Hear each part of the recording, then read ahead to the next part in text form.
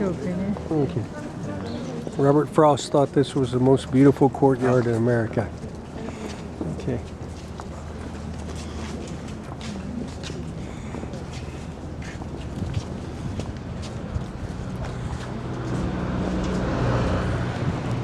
What do we think? Was this description pretty accurate? Yeah, I'd like to think so. It's pretty gorgeous, and I think this is the perfect place to me to dive into residential colleges a little bit more. Has anybody here seen or read the Harry Potter series? Yes. So in that book, there are 4 houses at Hogwarts, and a talking hat assigns you to one of the 4 houses.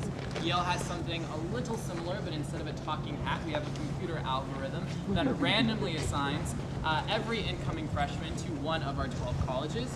That assignment has nothing to do with where you're from, what you're studying, what your extracurricular interests are, or what your ethnic makeup is. Instead, it is aimed to create the diverse microcosms of the university, making an already small campus even smaller to give students an even greater sense of community.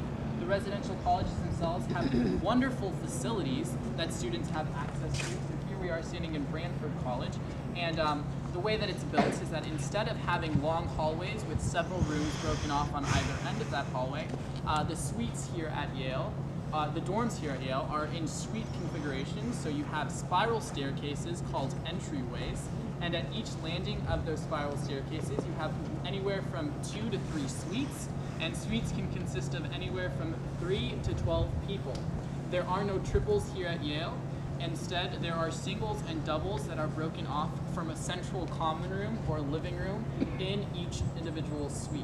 It's really, really awesome because I've had a single all 3 years here, and it was just my luck. I didn't actually want a single. I was really, really excited to have a roommate for the first time in my entire life.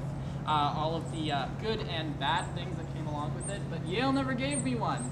And I've never had to deal with that part. But the great thing is I've still had a roommate type experience because of the fact that I have suite mates. So my freshman year, I lived with 2 other guys. I had the single and they shared the double. And we shared a common room. And it, again, aims to really create that smaller sense of community here at Yale.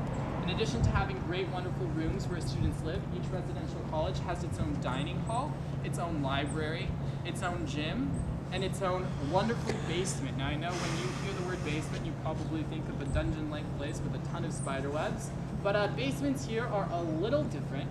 You see, the basements are actually recreational facilities where students have the opportunity to go and spend time with each other when they're not studying and working hard during the academic semester. There are TV rooms in the basement, couches, pool tables, foosball tables, ping pong tables, anything you can imagine, and more. And there's also a student-run buttery.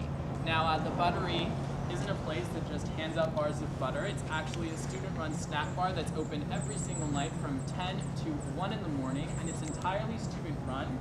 The college funds a grocery trip every single week, and we stock up in our student kitchen, and you can sign up for shifts throughout the course of the week to make snacks for your fellow students. And the really awesome thing about that is that it's entirely volunteer basis, but when you're working, you get all the free food you want. So it's a nice little pick-me-up during studying to have a quesadilla, grilled cheese, chicken nuggets, root beer float, cookie dough. I'm talking about all of those things in one night.